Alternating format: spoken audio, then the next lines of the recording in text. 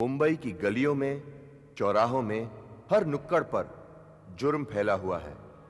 उन बच्चों के रूप में जिनके पास रोटी नहीं, उन औरतों के रूप में जिनका जिस्म ही उनकी तिजोरी है, जो अपना और अपनों का पेट अपना जिस्म बेचकर पालती हैं, और उन दादाओं के रूप में जो इन कमजोर लोगों पर रौब जमाकर इन गलियों और चौराहों पर राज करते हैं।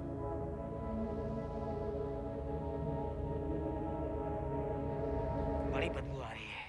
खींचो, खींच खींच और खींच, ऊपर खींच। हाँ, शाबाश, बराबर दोनों तरफ से खींच, खींच ऊपर, खींच, चल खींच। हाँ, खींचो, जल्दी करो, जल्दी जल्दी करो। खींच। संभाल के। ये किसकी बॉडी है जानते हो क्या?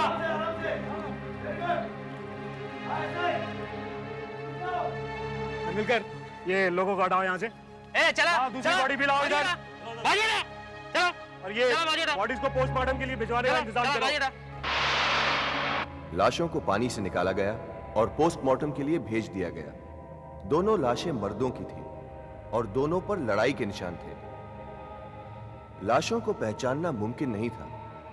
पुलिस ने एरिया के हर घर से पूछताछ की, पर कुछ जानते नहीं थे, और जो जानते थे वो मुंह खोलने को तैयार नहीं थे।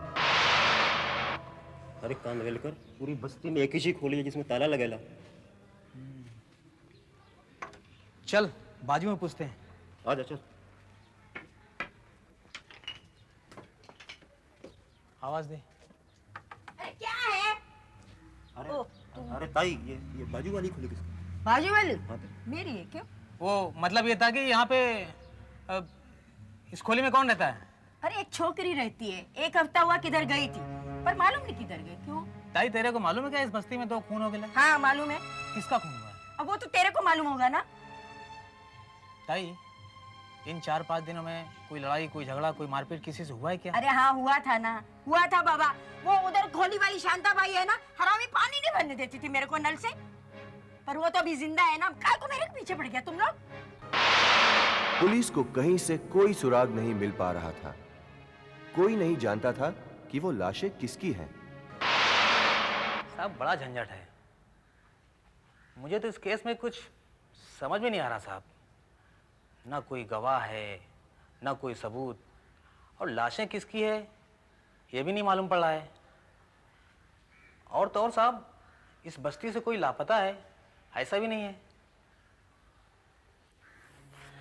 नहीं खानविलकर, कुछ ना कुछ गड़बड़ तो है। खानविलकर, तुम एक काम करना, तुम दोबारा वहां जाना। मुझे लगता है कुछ ना कुछ जरूर हाथ आएगा। Yes sir. साहब, क्या? संतोषवाड़ी पुलिस स्टेशन में कोई अनजान फोन आया था कि 4 दिन पहले वहां पर 2 खून हुए थे। मैंने आगे भी पता करने की कोशिश की साहब, लेकिन कुछ पता नहीं चला।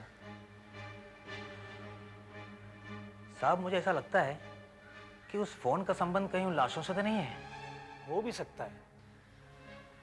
मेरे को ऐसा लगता है साहब कि ये बस्ती वालों को सब मालूम है कि कौन कहाँ आता है, कौन कहाँ जाता है और कौन क्या करता है, लेकिन वो लोग बताना नहीं चाहते हैं।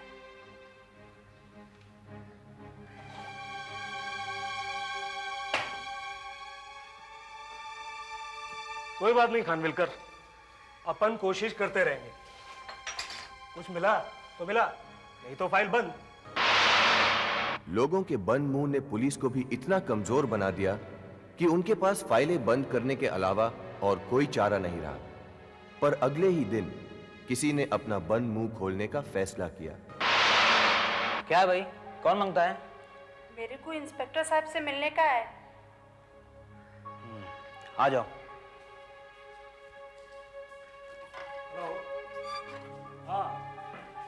काला साहब, हाँ, वो मैं डीआईजी साहब से बात करके फिर मैं आपसे बात करता हूँ। सर, पीटर फर्नांडिस की घरवाली आई है। अच्छा, मैं आपको बाद में फोन करूंगा, ठीक है? बैठिए। साहब, मेरे को आपको उन लाशों के बारे में कुछ बताने का है। बताइए, क्या बताना चाहती हैं आप? मेरे को आपसे अकेले में बात करनी है साहब। खानविलकर, तुम जरा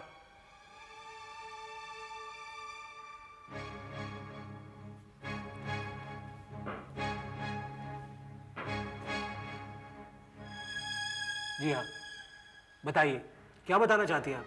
संतोषवाड़ी पुलिस स्टेशन में मैं ही फोन की थी साहब। मैं पिछले 1 हफ्ते से सोच रही थी कि गवाही दूं कि नहीं दूं, पर अभी मैंने सोच लिया है साहब, मैं डरने वाली नहीं हूं। सबको पता है क्या हुआ है, किसने किया है, बस सब डरते हैं, साले हलकट। डरते? किससे? मेरे घर वाले पीटर फर्नांडिस से साहब। दादा है इलाके का, बहुत चलती है उसकी इधर में। सारे दारू के अड्डे, नाइट क्लब सब हफ्ता देते हैं उसको। और ऐसे ही एक नाइट क्लब से उसको लेकर आया था एक दिन पीटर, साली कुतिया। कौन?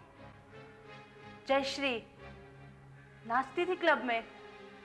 पता है साहब क्या हुआ? एक दिन वो उसको घर पे लेकर आ गया और लगा उसको मारने। आज तेरे को बताएगा मैं, हैं? मैं तेरे को प्यार किया, मैं तेरे को अपनाया, मैं तेरे को खोली लेके दिया, और तू साली अपने उन 2 यारों के साथ, हैं? आज से तू इधर ही चलाएगा। पीटर क्या हो रहा है? ये कौन है? अरे तू मेरे से पूछती थी ना कि मैं रात को घर क्यों नहीं आता? यही साली मेरे को नहीं आने देती थी। इसे तो मैं जान से, लेकिन तेरे से पहले मैं तेरे उन यारों को खत्म करेगा। इसे घर से बाहर नहीं निकलने दे रहा।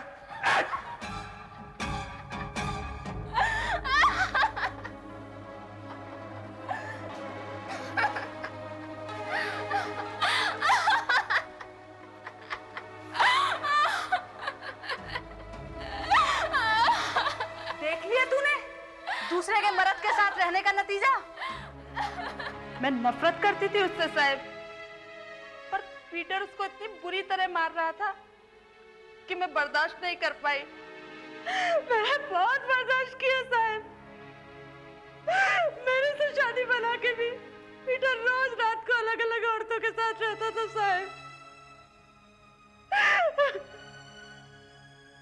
उस चिनाल के साथ तो सबसे ज्यादा। बहुत बर्दाश्त की थी मैं, पर ये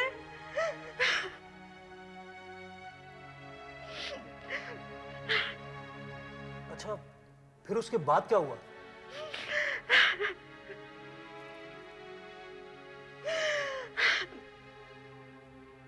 थोड़ी देर बाद पीटर मेरे भाई शेखर को लेके आया और पता नहीं सब दोनों क्या क्या बातें करने लगे। अपुन का इलाका में अपुन का इज्जत का कचरा छोड़ेगा नहीं सालों को। देख भाई, अपुन देखा है उन लोगों को जयश्री के साथ, साला को चीर के रख देगा। ये शेखर पागल हो गया तू? अरे उसको समझाने के बजाय भड़का रहा है। देख तू चुप कर, मर्दों की बात के बीच में बोलने का नहीं है। जीजा है अपुन का, हैं? ए भाई चल, जल्दी चल। अपुन लड़का लोग लेके उधर पहुंचता है, घबराने का नहीं बिल्कुल भी, मैं सब ठीक कर देगा। सोन, तू लड़का लोगों को लेकर ठिकाने पे पहुंच, मैं आता है। ठीक है भाई, अपुन पहुंचता है उधर।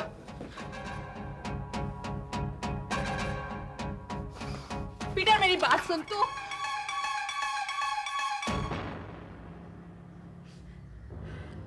अच्छा, फिर क्या हुआ?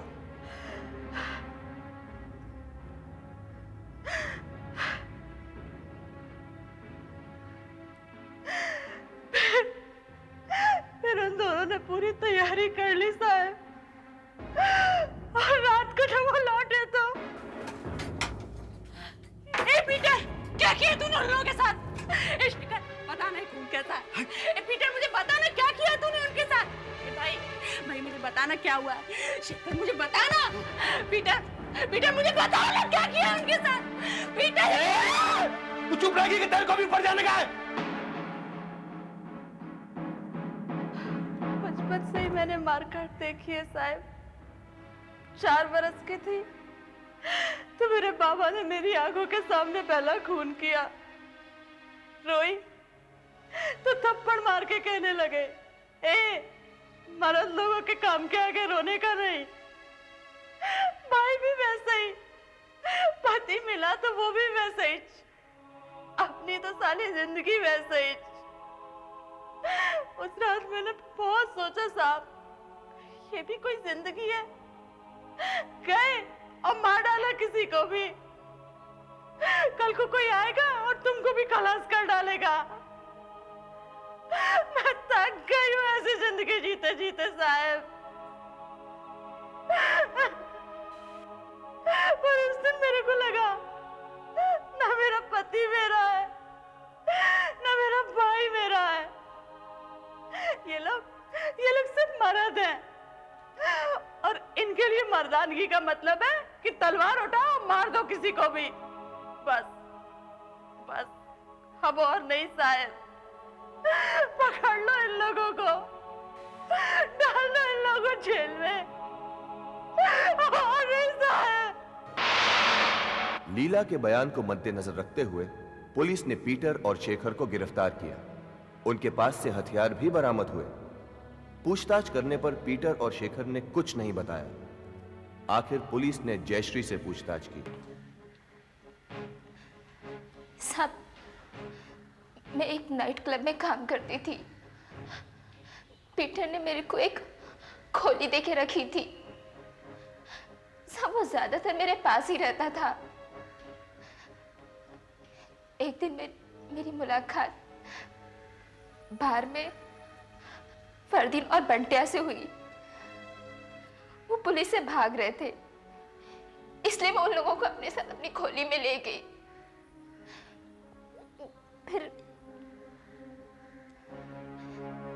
फिर बंटिया और मैं बहुत करीब आ गए। पीटर को शक हो गया था और उसने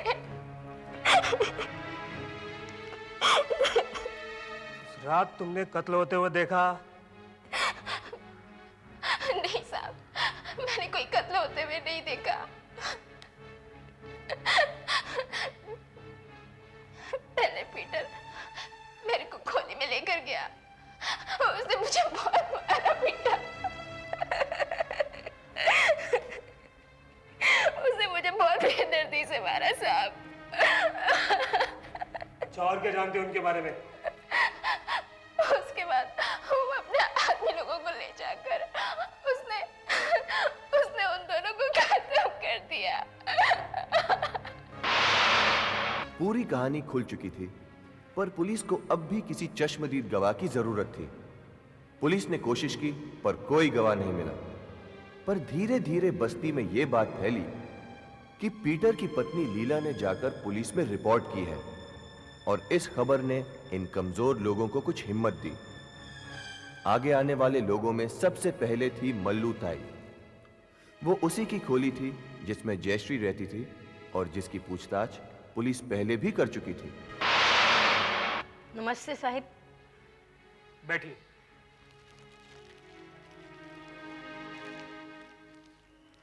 वो देखिए, घबराइए नहीं, अब जो भी कहना चाहती हैं आप बताइए। वो साहिब, मैंने सब कुछ उस रात देखा साहब, सब कुछ देखा। वो पीटर वो अपने लोगों के साथ उधर आया, उन दोनों को बहुत मारा साहब, बहुत मारा साहब। लेकिन साहब, हम लोग को धमकी दिया, जो भी बोलेगा उसको खलास कर दिया जाएगा साहब। अच्छा, उस दिन खोली में सिर्फ बंटिया और फरदीन ही थे या कोई और भी था? नहीं साहब, एक तीसरा आदमी भी था, वो भाग गया साहब। लेकिन वो बार बार उसको बोल रहे थे, अली भाग साहब। अली। मल्लूताई के बयान से पुलिस को काफी मदद मिली। उन्होंने उस तीसरे आदमी अली को गिरफ्तार किया जो उस रात फरदीन और बंतिया के साथ था, और अली ने इस कहानी को उसका अंजाम दिया। पुलिस को सारी कहानी बताई। यार, वो तेरी डार्लिंग कहाँ है? अभी तक नहीं आई? आ रही है यार, थोड़ा सब्र कर। क्या मस्त चीज है। तभी तो घर में जगह दी है, बिस्तर में भी जगह दे दी। बिस्तर में जगह बनता है, देता अभी। ले इस साले को काट।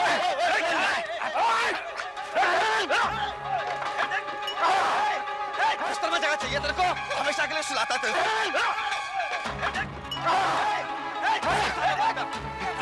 हाल है तू बंद कर चल चलो झोपड़े में चल बिस्तर में जगह चाहिए तेरे को बिस्तर में जगह मांगता तेरे को देता है बिस्तर में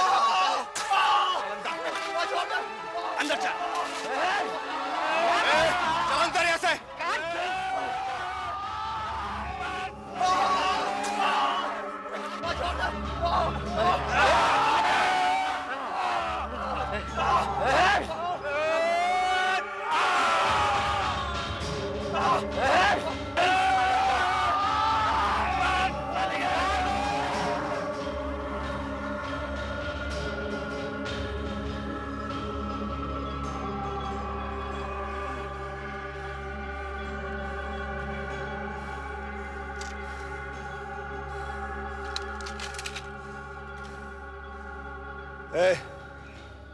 इधर किसी ने कुछ नहीं देखा?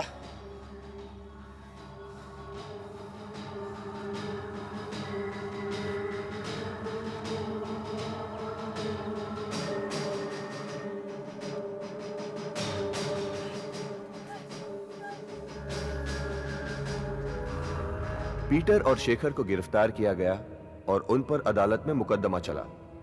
अदालत ने दोनों को उम्र कैद की सजा सुनाई और यह सब मुमकिन हुआ था उस औरत की हिम्मत की वजह से जो पली बड़ी थी इस जुर्म की दुनिया में, जिसके बाप, भाई और पति तीनों मुजरिम थे। इस औरत ने जुर्म के खिलाफ पहली बार आवाज उठाई थी। जो तलवार के बल जीते हैं वो तलवार से ही मरते हैं। बदले की भावना के कारण 5600 से ज्यादा खून हर साल किए जाते हैं।